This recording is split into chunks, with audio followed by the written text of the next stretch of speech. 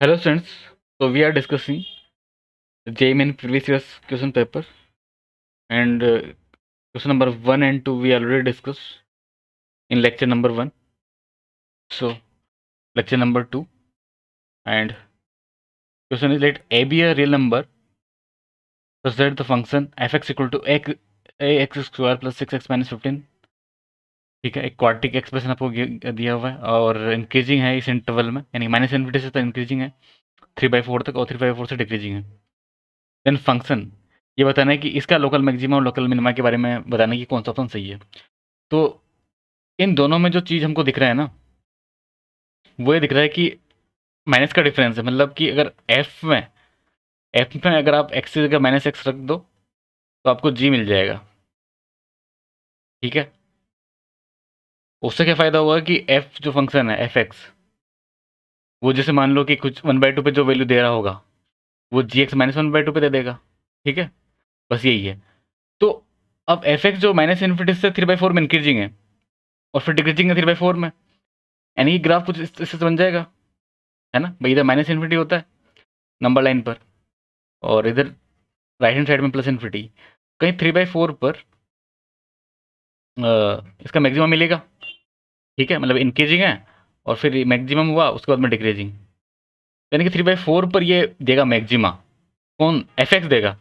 तो अभी हमने क्या बात किया, अगर ये जो 11/2 पे दे रहा होगा वो -1/2 पे देगा, यानी कि अगर 3/4 पर मैक्सिमा दे रहा होगा तो G X will be minimum at -3/4। ठीक है, तो so G X will maximum at -3/4, तो मैक्सिमम हो जाएगा कब -3/4 पर, यानी कि फर्स्ट ऑप्शन सही है। ठीक है, तो ये क्वेश्चन हमने इस तरह से सोल्व किया। और नेक्स्ट क्वेश्चन पीएनसी का सवाल है, लिखा हुआ है वर्ड्स विद और without meaning are to be formed using all the letters of the word examination. ठीक है भाई, एग्जामिनेशन एक वर्ड है, उससे हमको बनाना है यहाँ पर वर्ड्स बनाने हैं। ठीक है, और प्रोबेबिलिटी बताना है कि letter M appears at the fourth position in any such word. ठीक है, तो पहले तो गिन लो कि कितने लेटर्स है, 1 2 3 4 5 6 7 8 9 10 11 लेटर्स है यहाँ पर। तो उसमें एम जो है ना उसकी पोजीशन फिक्स है कि फोर्थ पे आना चाहिए ना। ठीक है, ठीक है, fourth, this is fourth position जहाँ पर एम फिक्स होना चाहिए, ये हमारा फेवरेबल होगा। तो एम को फिक्स कर दिया, एम तो एक ही था इसमें, बाकी 10 है, बाकी 10 को 10 जगह अरेंज कर दिया 10 फैक्टोरियल तरीके से। ठीक है, हो सकता है इनमें से कुछ सेम भी हो, मतलब ए जैसे रिपीट हो रहा है, तो प्रोबेबिलिटी में ऐसा कुछ फर्क पड़ेगा नहीं यहाँ पर। वैसे भी एम तो रिपीट नहीं हो रहा है ना, तो फर्क नहीं पड़ेगा उसका, यानी कि फेवरेबल केसेस तो इतने आ गए। और टोटल केसेस जो होंगे हम सबको डिफरेंट मान के चल रहे हैं यहाँ पर, तो टोटल केसेस तो हो जाएंगे 11 फैक्टोरियल, 11 फैक्टोरियल हो जाएगा। तो हमारा जो प्रोबेबिलिटी होगा वो फेवरेबल डिवाइड बाई टोटल, है ना, तो यानी कि 10 फैक्टोरियल डिवाइड बाई 11 फैक्टोरियल, यानी कि ये आंसर आ जाएगा 1/11। ठीक है, नेक्स्ट क्वेश्चन। ठीक है, इसमें लिखा हुआ है let a function F R to R be defined as.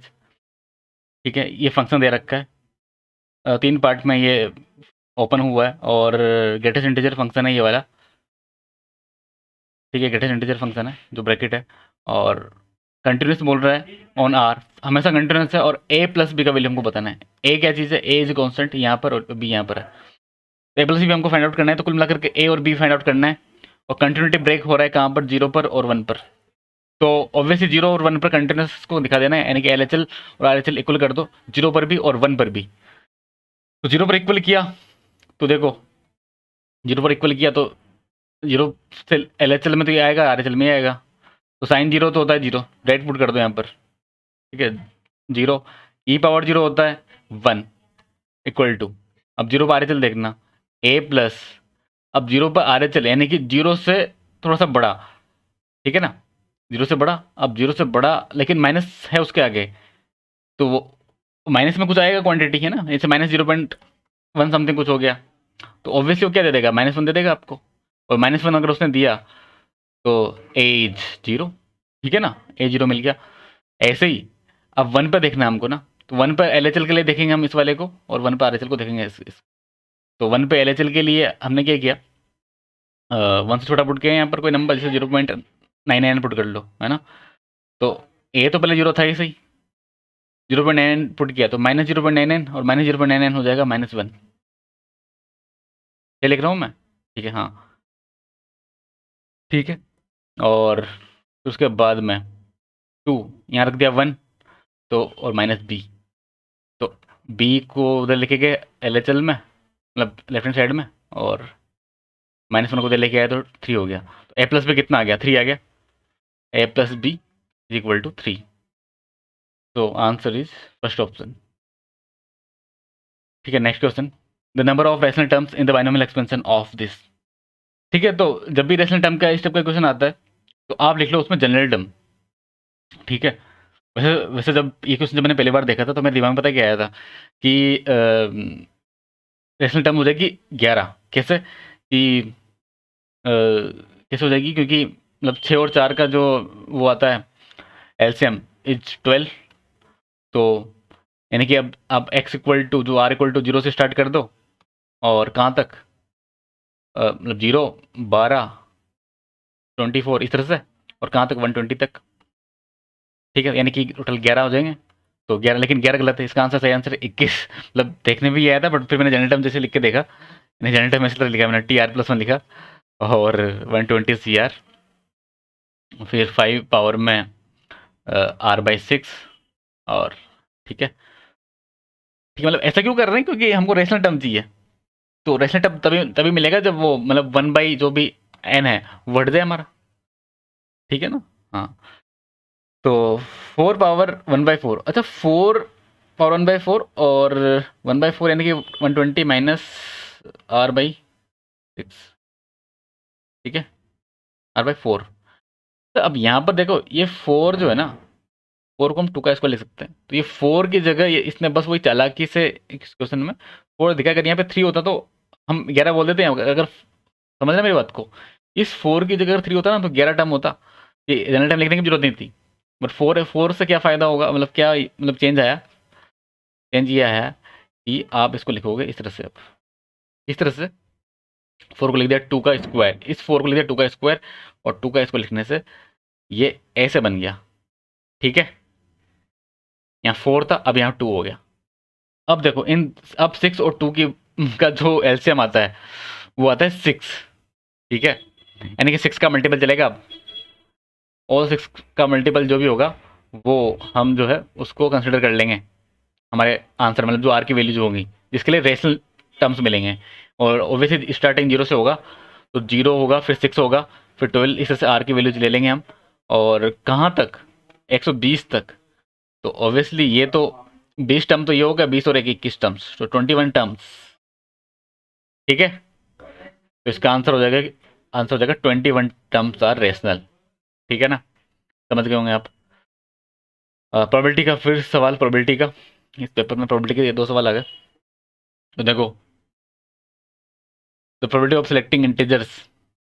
अच्छा, वो प्रोबेबिलिटी में पीएनसी इन्वॉल्व था, यहाँ पर पीएनसी नहीं, यहाँ पर क्वार्टिंग इन्वॉल्व है। ठीक है, तो भैया इंटीजर दे रखे हैं आपको, तो टोटल 36 इंटीजर हो जाएंगे इसमें, है ना। 30 तक हो गए, एक से काउंट कर लो, एक जीरो ले लो, और 5 नेगेटिव वाले हैं, 36 हो गए। फिर ये बोल रहे हैं कि ये जो क्वाड्रेटिक एक्सप्रेशन है ये हमेशा पॉजिटिव होता है, और हमको पता है कि क्वाड्रेटिक एक्सप्रेशन जो है, ठीक है, मतलब वो हमेशा पॉजिटिव अगर है, पॉजिटिव है भाई, इक्वल टू जीरो भी नहीं है। ठीक है, तो हम बोल देते हैं इसका जो डिस्क्रिमिनेंट है इज नेगेटिव। अब इसका डिस्क्रिमिनेंट होता है b² - 4ac, तो b का स्क्वायर में ये 2 पहले से ही है, और 4ac वाला जो 4 होता है वो मैंने कॉमन लेकर के हटा दिया उसको पहले, है ना। यानी कि मेरे पास बच गया a+4 का स्क्वायर बच गया, माइनस a × c। ए है, a1 है, एंड सी इज 5a। और मैं माइनस था ना तो उसको अंदर भेज रहा हूँ, तो माइनस माइनस प्लस, और -64। दिस इज डी, और डिस्क्रिमिनेंट इज नेगेटिव। इसका होल स्क्वायर ओपन किया तो दिस इज a² + 8 है, 8 और 5a यानी कि 13 है, एंड 16 माइनस 64, 16 माइनस 64 हो जाएगा -48। फैक्टर कर लेंगे, फैक्टर हो रहे हैं इसके a+16 and a-3, these are factors.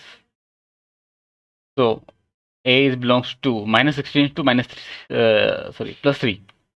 But हमको जो a का जो रेंज था वो -5 से 30 दिया हुआ था पहले ही, तो ये तो पूरा होगा नहीं हमारा ए का रेंज, यानी कि ए का रेंज हम स्टार्ट कर देंगे -5 को इंक्लूड कर लेंगे क्योंकि -16 के अंदर आ रहा है, बट 3 तो इसके अंदर है, ठीक है, 30 के अंदर, तो ठीक है 3 से आगे नहीं बढ़ाएंगे, मतलब 3 पे ओपन ही रहेगा, क्लोज नहीं होगा। तो इसमें कितने इंटीजर हो गए, इसमें हो गए आपके -5 से नेगेटिव, तो 5 तो नेगेटिव होगा, एक जीरो हो गया और 1 2 हो गया, यानी 8 इंटीजर्स यहाँ पे हो गए। तो फेवरेबल यहाँ पे हमारे जो फेवरेबल जो केसेस आए, यानी फेवरेबल इंटीजर्स वो होगा 8, टोटल थे हमारे पास 36, ठीक है ना, टोटल 36 हमने लिख दिया था पहले। तो जो प्रोबेबिलिटी होगा इज 8/36, और 4 से डिवाइड कर लो इसको, मतलब प्राइम फॉर्म में कन्वर्ट कर लो, 9, ठीक है, 2/9 ऐसा कुछ आंसर है, हाँ, ऑप्शन 2 इज अवर आंसर, ठीक है। तो 7 क्वेश्चन बड़े इजी क्वेश्चन थे ये, आप बड़े चुटकियों में इसको सोल्व कर सकते थे, और मतलब कर पाओगे, इस टाइप के क्वेश्चंस आएंगे और भी आप जब दोगे जेई में अप्रैल में। Question number 8, the mean of 6 distinct observation ई 6.5, ठीक है, मीन दे रखा है बिना 6 ऑब्जर्वेशन का, तो मीन आप जानते हो क्या होता है, X bar is equal to दे रखा है 6.5, और एक्स बार आप जानते हो क्या होता है कि मीन होता है, और इसको हम लिख देंगे कि अच्छा सम, इसमें से 4 ऑब्जर्वेशन ये दिए हैं और 2 का पता नहीं है, तो पता लगाना है, ठीक है। अच्छा एक्स बार इतना है, तो अगर सबका सम कर दिया जाए, सब ऑब्जर्वेशन का सम कर दिया जाए और डिवाइड बाई 6, कितने ऑब्जर्वेशन इक्वल टू 6.5, ये मीन की फॉर्म में लिख दिया मैंने। और इनका सम कितना हो रहा है देखो, सिग्मा एक्स आई करेंगे तो 7 और 5 12 और से 18 18, और मान लो कि एक ऑब्जर्वेशन हमने मान लिया एक्स मान लिया, दूसरा वाला वाई वाई मान लिया, ठीक है। इसको क्रॉस मल्टीप्लाई किया है यहाँ पर, तो कितना आ रहा है, ठीक है,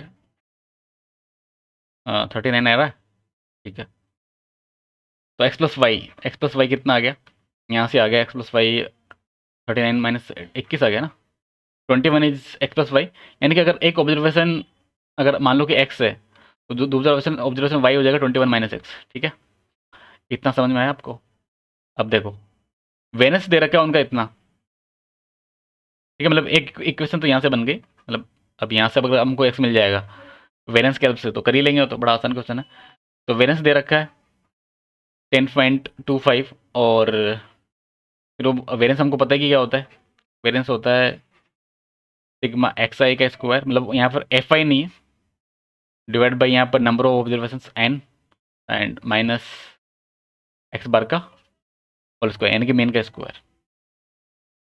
तो यहाँ पर 10.25 प्लस एक्स बार तो आपको पता ही था 6.5 था, तो 6.5 का इंटू 6.5 कर लेंगे और मल्टीप्लाई बाई एन, एन कितना है, नंबर ऑफ ऑब्जर्वेशन 6 है, इक्वल टू एक्स आई का स्क्वायर, एक्स आई का मतलब 2 का मतलब इन सब का स्क्वायर कर दो, है ना, जितने भी ऑब्जर्वेशन है सबका स्क्वायर, यानी कि 2 का स्क्वायर 4 लिख दिया, डायरेक्ट लिख देता हूँ, 4 का स्क्वायर लिख दिया 16, 5 का स्क्वायर लिख दिया 25, फिर 7 का स्क्वायर लिख दिया 49, और फिर एक्स का स्क्वायर लिख दिया, तो एक्स का स्क्वायर लिख दिया, और फिर लिख दिया 21 माइनस एक्स का होल स्क्वायर, ठीक है।